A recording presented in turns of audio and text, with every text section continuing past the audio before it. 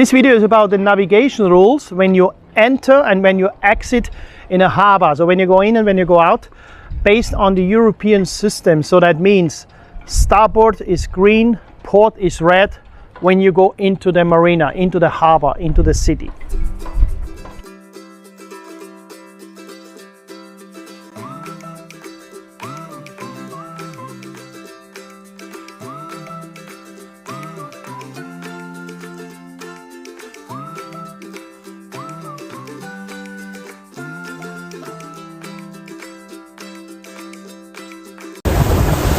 Now we enter Marina Kremik, close to Primost, and here is the port side foyer, the red one, the red light, indicating that you have to enter here. Keep it on there. Then have the outside, the green starboard foyer, and behind, I don't know you see, is the red port foyer. This is showing the entrance to the marina. And in the night they have lights, so you can see it.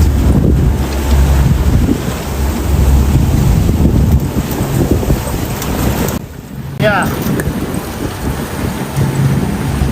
Follow us so that you don't miss any sailing video from us.